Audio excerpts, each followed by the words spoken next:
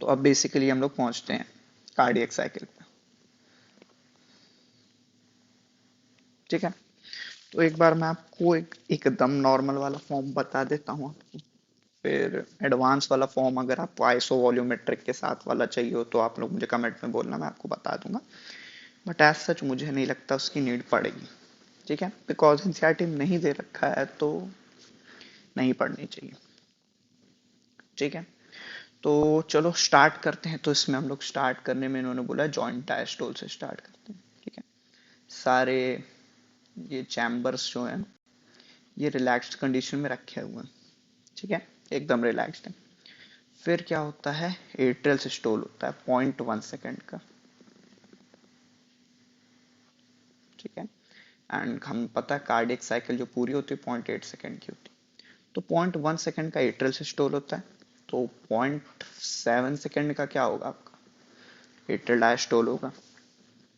ठीक, फिर जैसे ही इनका डायस्टोल एट्रियम का स्टार्ट होता है वैसे ही वेंट्रिकल्स का सिस्टोल होता है। ठीक है, तो वेंट्रिकल्स का सिस्टोल होता है कितना, 0.3 सेकेंड्स का। एंड इनका क्या कहते हैं, इसका डायस्टोल कितना था, 0.5 सेकेंड का। तो मैं 0.4 इधर लिख देता हूँ, 0.1 लिख देता हूँ इधर। ठीक है, तो इसी को, ये क्या है, ठीक है, मतलब इतने का होता है लेकिन मैंने इसको बना दिया। तो अगर मैं पाई चार्ट के फॉर्म में बनाना चाहूँ, ठीक है, तो क्या होता है, तो ये है एट्रियल सिस्टोल और ये है एट्रियल डायस्टोल। और अगर मैं ये वेंट्रिकल्स का बनाना चाहूँ तो क्या होगा ये, थोड़ा सा गंदा हो गया, साफ कर देता हूँ। ठीक है,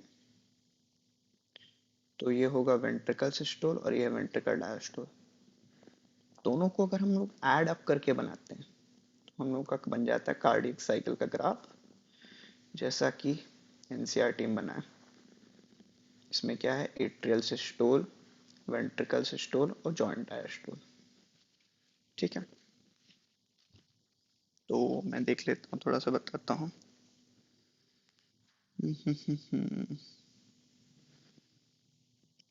डिटेल वाला बताना पड़ेगा एक्चुअली, काफी लिखा हुआ है एनसीईआरटी में एंड इससे वो आगे बढ़ सकते हैं। ठीक है, तो मैं सबसे पहले बताता हूँ, जो एवी वॉल्व होते हैं ये तब बंद होते हैं जब ब्लैक फ्लो ऑफ ब्लड होने लगता है। बैक फ्लो रोकने के लिए होता है ड्यूरिंग ड्यूरिंग वेंट्रिकल सिस्टम। ठीक है, तब ये बंद हो जाते हैं, और ज्यादा नहीं, मान लो जैसे 5-10 mm ऑफ एच पे बंद हो जाते हैं। ठीक है, मतलब स्टार्ट होते ही वेंट्रिकल का कॉन्ट्रैक्शन ये बंद हो जाते हैं। सेमी ल्यूनर वॉल्स जो होते हैं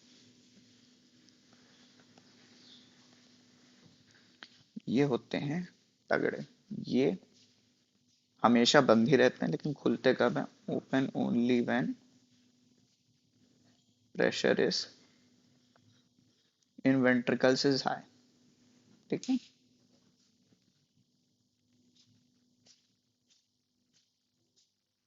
ठीक है, तब ये होते हैं। तो बेसिकली क्या होता है, सबसे पहले तो मान लेता हूँ अभी पूरा जॉइंट डायस्टोल था एकदम खुले हुए हैं। ठीक है, यहाँ पे मैं रैपिड फिलिंग वगैरह भी सब बता दूंगा आप लोगों को, इसे बना देता हूँ। ठीक है,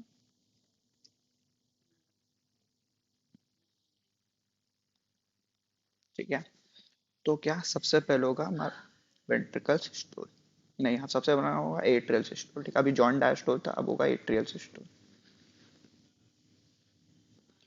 तो ये हैं बहुत बड़े वाले एनसीईआरटी, थोड़ी थोड़ी इंफॉर्मेशन लिख देते हैं बाकी छोड़ देते हैं।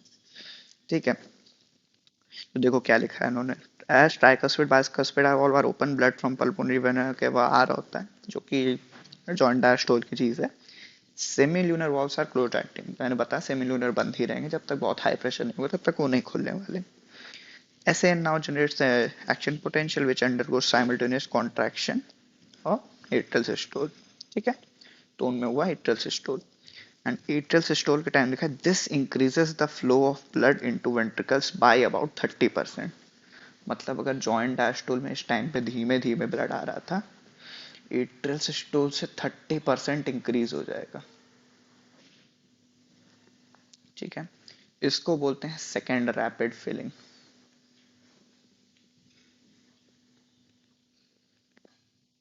Of ventricles. भी फर्स्ट कौन सी होती है बता दूंगा मैं, लेकिन इसको सेकेंड रैपिड फिलिंग बोलते हैं। कल को कुछ और नाम बोल के अगर पूछ लेंगे वो लोग तो तुम लोगों को दिक्कत नहीं होनी चाहिए। ठीक, the action potential is conducted to ventricle side by AVN and AVN and AV bundle, where bundle of hits transmitted to, this causes ventricle muscles to contract। तो जैसे ही एट्रियल डायस्टोल होता है, हम्म, उसी टाइम पे वेंट्रिकल सिस्टोल होता है। ठीक है, अब जब वेंट्रिकल सिस्टोल होता है तो क्या देखो, एट्रियल डायस्टोल हो गया तो ये रिलैक्स हो गया, और ये कॉन्ट्रैक्ट हो गया। तो जैसे कॉन्ट्रैक्ट होते हैं वैसे ये वॉल्व बंद हो जाएंगे। ठीक है, किसी और कलर से रिप्रेजेंट कर देता हूँ, ये वॉल्व हमारे बंद हो जाएंगे। एंड ये वॉल्व तो हमारे बंद अभी हैं ही, मैंने कब बोला, ये बहुत ज्यादा प्रेशर पे खुले होंगे। ठीक है, तो इस टाइम पे क्या होता है, इस टाइम पे होता है आइसो वॉल्यूमेट्रिक कॉन्ट्रैक्शन। ठीक है, अगर आप लोगों ने पीरियड ले रखे होगे तो आप लोगों को पता होगा आइसो वॉल्यूमेट्रिक और आइसोमेट्रिक कॉन्ट्रैक्शंस क्या होते हैं। जैसे मान लो मैं किसी वॉल को धक्का मार रहा हूँ, ठीक है, इसमें कॉन्ट्रैक्शन हो रहा है, इसमें बहुत सारी पावर लग रही है, लेकिन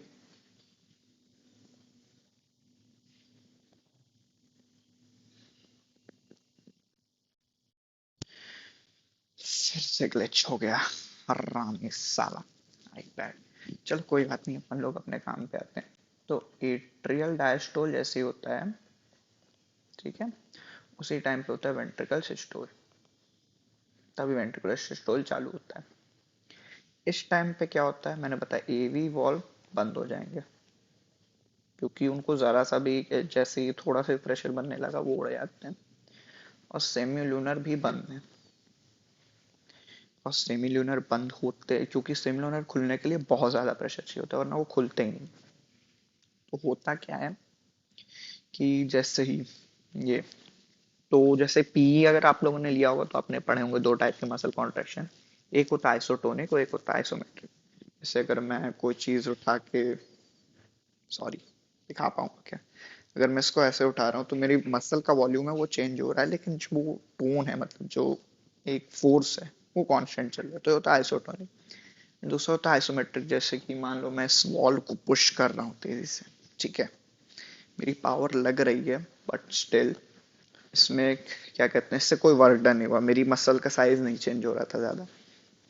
ठीक है, तो वैसे ही इस टाइम पर दोनों वॉल बंद है और चैम्बर एक क्लोज चैम्बर बन जाता है। इस टाइम पे होता है आइसो वॉल्यूमेट्रिक कॉन्ट्रैक्शन वेंट्रिकल्स का। आइसो वॉल्यूमेट्रिक कॉन्ट्रैक्शन होता है तो इसके कारण क्या, प्रेशर बड़ी तेजी से बढ़ता है, वॉल्यूम में कोई चेंज नहीं होता है। तो जैसे ही प्रेशर बहुत तेजी से बढ़ता है तो सेमिल्यूनर वॉल्व खुल जाते हैं। तो उस टाइम पे एकदम ब्लड रश करके निकलता है। ठीक है, एंड उससे फिर एओर्टा और ग्रेट वेसल्स में पहुंचता है। ठीक, तो अगर मैं इसी यही वाला जो मेरा ग्राफ है इसे मैं छोटा सा बनाना चाहूँ तो एक मैं आइसो वॉल्यूमेट्रिक कॉन्ट्रैक्शन लिख सकता हूँ। ठीक, तो इससे बहुत तेजी से ब्लड जाता है एओर्टा पल्मोनरी ब्लड वेसल्स में।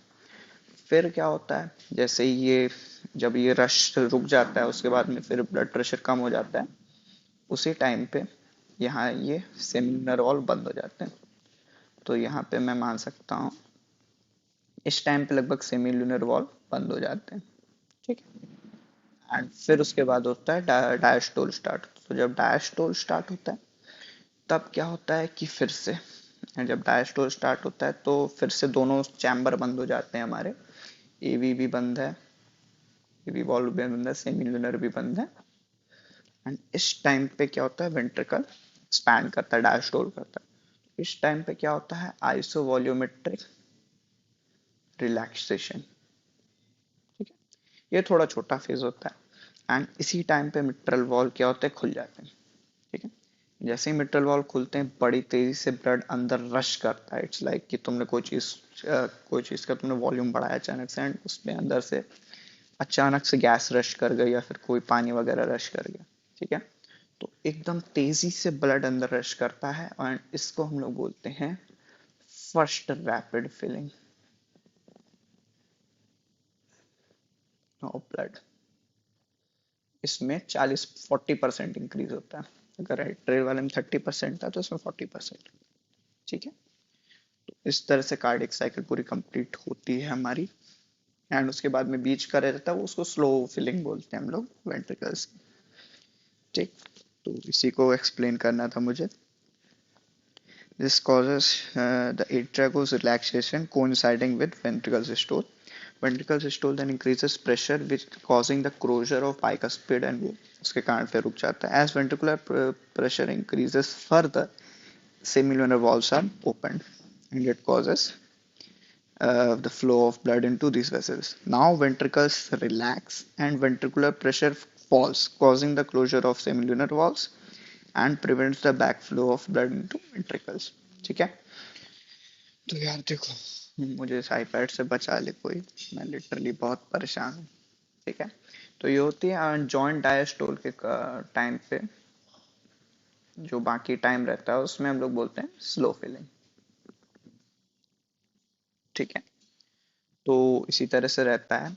अब रहता है हार्ट साउंड, तो S1 और S2, ये होती है लब, ये होती है डब। ठीक है, अब इन्होंने क्या लिखा हुआ है देखो। लब जो होती है ये डल होती है, S2 जो होती है शार्प होती है। ठीक है, ये होती है एवी वॉल्व के क्लोजर से, और ये होती है